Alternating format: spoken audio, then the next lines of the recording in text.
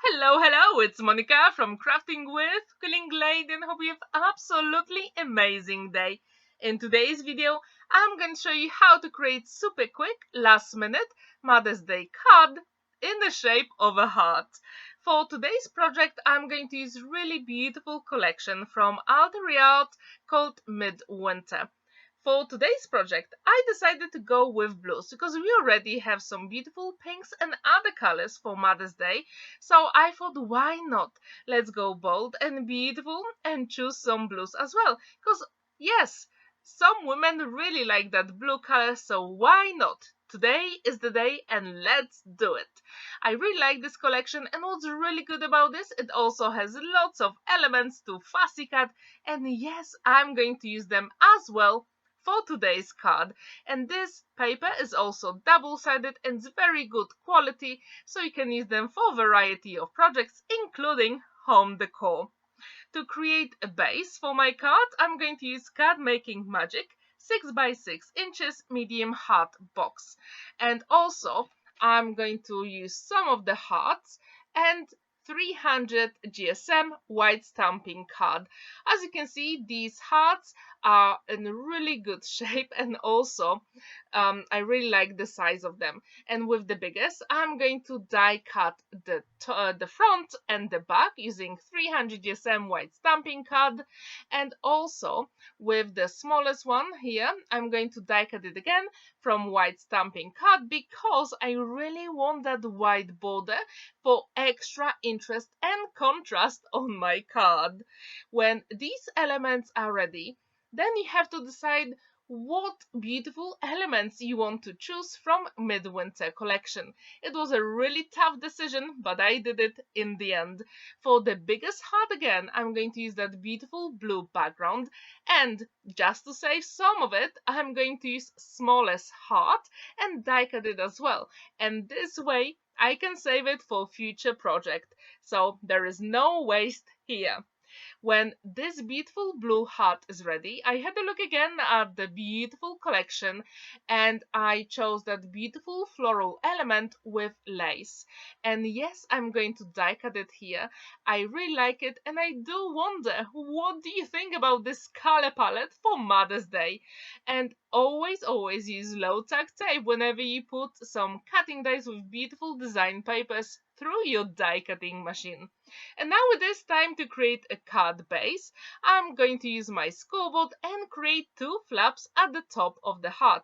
And don't forget to burnish them because it will really make a difference whenever you put two pieces together. And to assemble the front and the back, I'm going to use my one and only liquid glue, magic glue, and don't forget to burnish that card on the back as well because it really makes a difference. And now I'm going to start assembling the hearts together, and with that beautiful dark blue, as you can see, we're going to have really nice frame when we add that white on top. I really like it, and I think that works so well for this card. And please let me know, would you like to use this color palette for Mother's Day or maybe other occasion? I'm really curious. Now I decided to add a little bit of double-sided foam adhesive on our focal element for extra interest and dimension.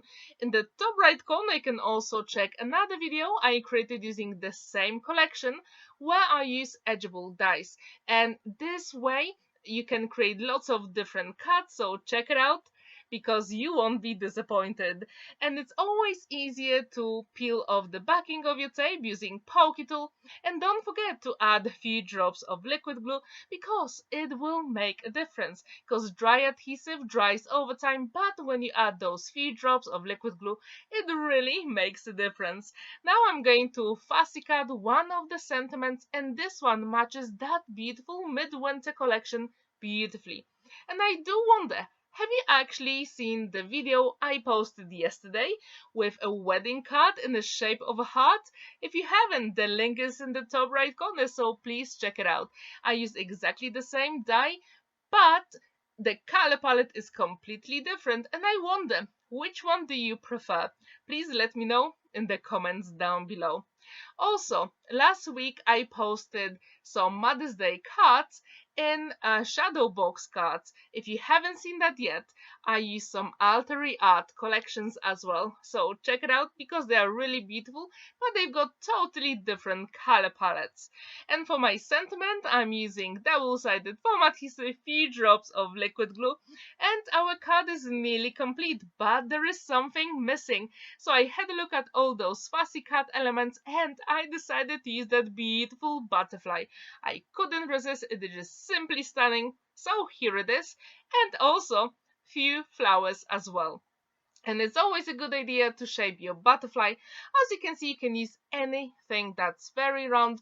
I'm using my dot tool, but you can use a pencil as well for those wings. That will make a difference. And I put a few drops of liquid glue on the body of our butterfly, and again I'm using the same dot tool to create dimension for my flowers. And the card will go flat in 6 by 6 inches envelope, but even when you add that beautiful dimension to the flowers, it really makes a difference. And now it is time to add a few pearls, because why not? It really makes a difference on this card, and I do wonder, what do you think about those pearls around the heart? Please let me know in the comments down below. And now I decided to add a little bit more sparkle on the butterfly and also flowers. And I'm going to use Clear Overlay by Spectrum Noir. When it dries completely, it has that beautiful shine and sparkle. So if you have never ever used it, I really encourage you to do it because it is so pretty in real life. I'm not sure if actually the camera catches it, but it is worth adding that extra sparkle.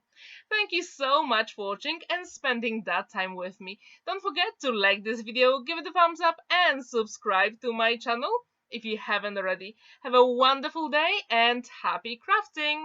See you in my next video. Bye for now!